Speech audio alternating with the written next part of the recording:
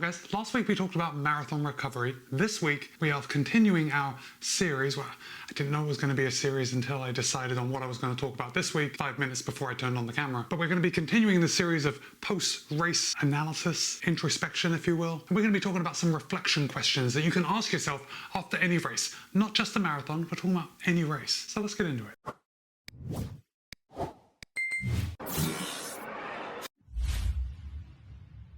Now, this week I did find an article in Canadian Running Magazine, and it's titled 8 Post-Race Reflection Questions for Every Runner. And I think this is pretty important for all of us to do once we have gone out and we've done something that holds some weight for us. Do you know what I mean? So let's say you are training for any event. I don't care if it's a 5K all the way to an ultra marathon. The fact that you are putting in an effort, you're putting in time, you're making sacrifices in order to train for a specific event means that it means something to you. And if it means something to you, it's probably worth looking back and reflecting on that experience after you've done it. Now, these races that we do, they're not all going to be good all the time. If that were the case, or at least we knew they were going to be good all the time, I think it would lose some of that value. So the first post-race reflection question that I want you to think about is to ask yourself what you can celebrate. Now, clearly, I think this first one is pretty clear that it's assuming that you didn't actually meet your goal or didn't meet your A goal, because if you did everything right, if you met your A goal, if you had no problems whatsoever, then it's clear what you can celebrate. You can celebrate a fantastic race. You can celebrate getting everything you wanted, but that doesn't happen all the time. So assuming that you have had a race where everything didn't go your way,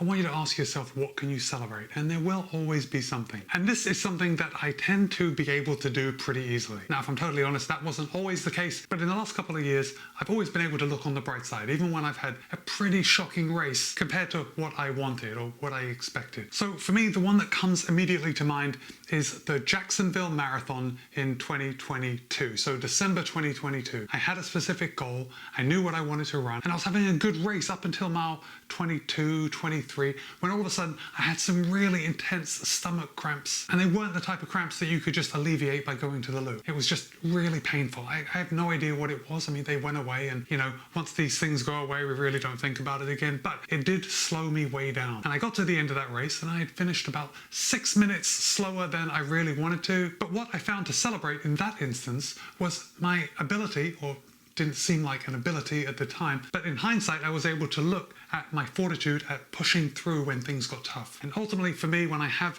a bad race, or what I consider to be a bad race at the time, that's usually what it is. If I've been struggling during a race and that struggle has caused me to slow down, I can usually look back and I can celebrate or find happiness in the fact that I pushed through when things got tough. But it could really be absolutely anything at all. Like maybe you would run a race and it didn't go your way, but perhaps you just nailed your training. You could look back on that and be happy that you did all the training, and then the race day, as we all know, race day is out of our hands. Any number of things could happen to make it go bad, but because you nailed your training, you're able to celebrate that. How about having fun on the course? Did you have a good time while you were running? Even if you weren't able to actually nail a time or a place that you wanted, if you had a good time, that is worth celebrating. So ultimately, I think it's important to keep a positive mindset, to be able to look at the positives and not focus on the negatives too much. The next post-race reflection that I want you to think about is how your race actually played out compared with your race plan before the race. So an extreme example would be me towing the line and thinking, I'm going to go out at world record pace. And at the end of the race, I'm going to try and speed up just a little bit and I'm going to break the world record. So I'll tell you how my race would play out if I went with a plan like that. I would immediately fall behind on the plan because I couldn't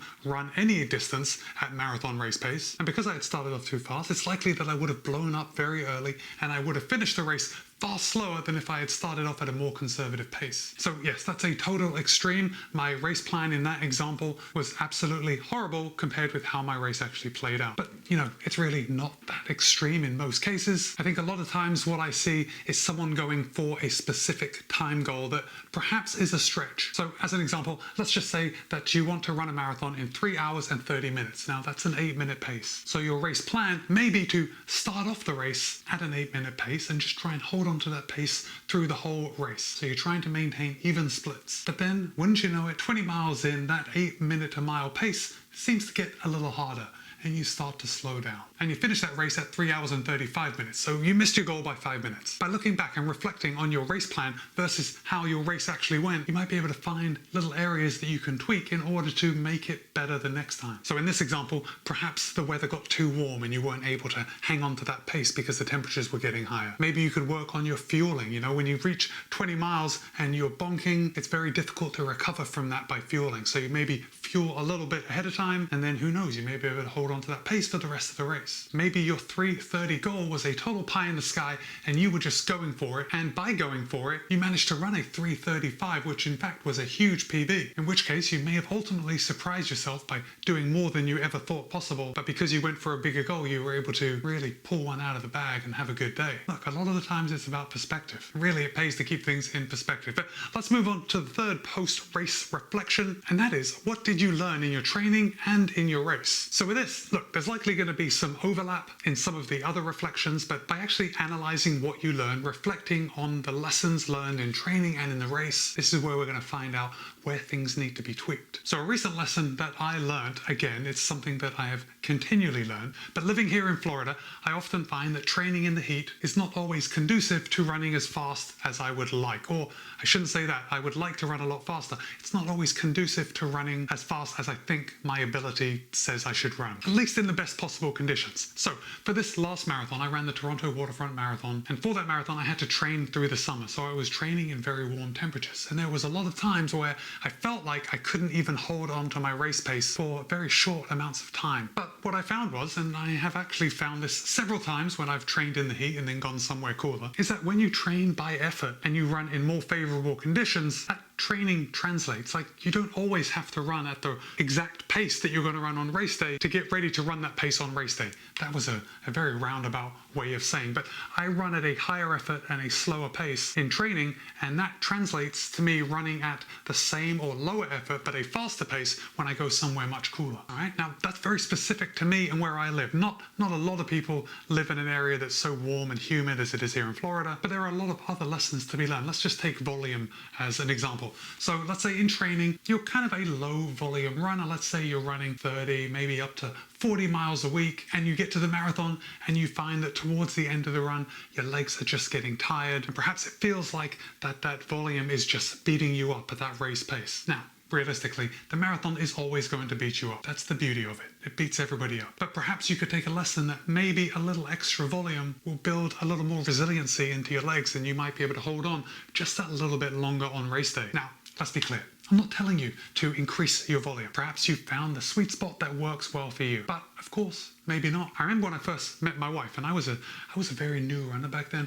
I think I had perhaps run one half marathon, and my wife was well into racing marathons, and I kept kind of asking her and indicating that she should run a little less. Like, why does she run so much? And she responded that that is what works well for her. She had been running for a long time, and she knew how much volume to put into her training in order to perform well on race day. Now, keep in mind, again, I was a very new runner. I didn't know what I was talking about. Just because she was running more than me, I thought maybe she was running too much. But back then, my wife was running a 3-hour marathon, and I was just killing myself at running a 1:38 half marathon. But I guess I'm giving you that example so you can think about your own training. Maybe you can get a coach who can actually analyze how you are responding to different workouts, to different volumes, and give you the recipe that's going to work best for you. Like I say it all the time, this marathon training business, it's all an experiment. Every time it's like an experiment. We tweak little things, we add a little dash of salt, and maybe that makes it work so much better, or maybe not. But it's always good to try new things just to tweak it, and maybe it'll go well for us. Okay, the next reflection that I want you to think about, and this is a big one because I think we all do this because we enjoy doing it, but I want you to look back after a race and ask yourself, did I enjoy the training or did I enjoy the race? And then ask yourself why or why not. So for me, I am the type of runner that really enjoys training. I enjoy my training a lot more than I enjoy racing. So if given the choice, I would just rather go out and train every day. I just like those runs where I get out there, turn my legs over, and it just helps me in the rest of my life. I guess I just enjoy running. Now, it's not to say I don't enjoy racing, because when I am lining up at the start line and during the race, I really am having a good time. Well, not always a good time for the whole race. There seems to be about 25% of the race where I'm not having a good time, and that's usually the last 25%. But the vast majority of races I thoroughly enjoy. And then of course when I cross the line, I'm really happy that I did it. But the time that I find I don't enjoy is when I'm stressing about the race. So I actually enjoy the training. I enjoy the race itself, but what I don't enjoy is the stress and the pressure of training for a specific race. I know that really doesn't make any sense. I think it's more of an anxiety issue. Do you know what I mean? Like, we're training for something, and are we going to do it? Who knows? How is the weather going to be? Is our training actually going to come to fruition? Is the hard work that we're putting in going to pay off? That's actually the beauty of training and racing, but it does create a lot of anxiety in some of us. Let me know if I have articulated that right and you have ever felt the same way. Okay, the next reflection that we're going to look at is I want you to ask yourself what parts you found tough. And this is a good one. This is a good one for several reasons, because clearly, if you are racing, some of the effort is going to be a little harder than usual, right? It should be tough. If it wasn't tough, you probably wasted your money. You probably could have just stayed at home and gone out for an easy run. But you registered for a race because you want to push the envelope. You want to do a little bit more than you usually do on a daily basis. Let's just go back to the Toronto Waterfront Marathon, my most recent marathon. Things started getting tough, and there are different levels of toughness, especially in the marathon, usually as the race progresses. But I remember things started getting tough around 17, but not so tough that I was actually worried. You know, it just wasn't easy anymore. And I think this is an important thing to realize when we're actually racing, because just because things aren't easy doesn't mean they're difficult. There is a big gray area. And if you just change your mindset, maybe you can focus on your body and your effort, and you realize, this is actually sustainable. It doesn't feel good, but it is sustainable. And then of course things got to the end of the marathon, and for me at the Toronto Waterfront Marathon, I'd say it was between mile 23, maybe 22, and the finish, that's when things started getting, nice and tough. It's that part of the race where you really think this is where the training comes in. This is what I have been working towards. And then of course I ran a 5K recently, and in that 5K, it was tough from, I don't know, I'd say about 10 or 11 seconds after the gun went off, because I started off too fast. And because I started off too fast, and because it felt hard from very early in the race, naturally, things are only going to get worse as the race goes on. So by the time I got to the end of the race, I was really hurting, and the whole race was a bit of a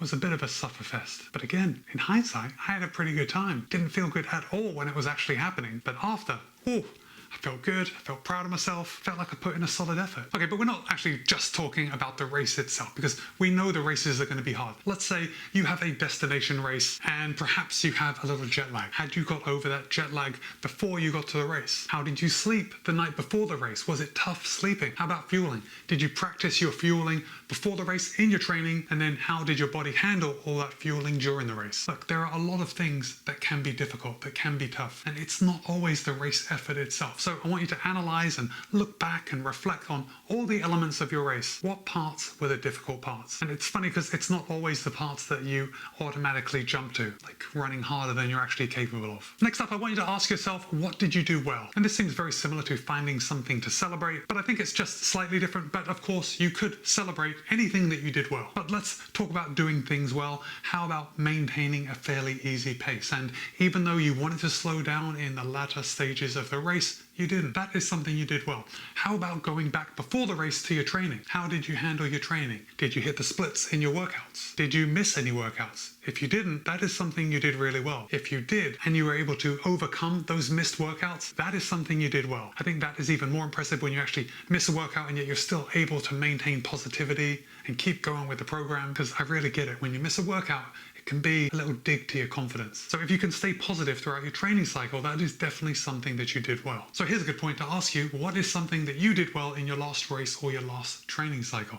Let me know in the comments. The next thing that I want you to reflect on, this does seem like a lot, doesn't it? But look, after a race, you've got a lot of time because you're recovering. So you have a lot of extra time to reflect and think about what you want to do better for the next time. So the next thing that I want you to reflect on is, where is your biggest opportunity for growth? Where do you see that you can improve to do better for next time? As we were just talking about consistency, let's say you weren't able to maintain training consistently. Perhaps that is something that you'd like to do a little better at next time. Of course, we've already talked about volume. Maybe you want to do better by running more volume. Maybe you want to do better by running less volume. Now, over the years that I've been running, I have found what I think is like a sweet spot for my weekly volume. And I know that when I go over it, I start developing more aches and pains, and I take a ridiculously long time to recover from these workouts. So I know that if I reduce that volume, I'm going to have a lot more success with what I'm doing. And finally, I want you to think about your last race, your last training block, and then I want you to look forward. And I want you to ask yourself, where do you want to be? What type of runner do you want to be in 6 months or a year from now? And look, it doesn't have to be time goals. I think often as runners, we get too caught up with our time goals because we're always chasing something just a little better. Okay, so how about this? How about you've been training consistently,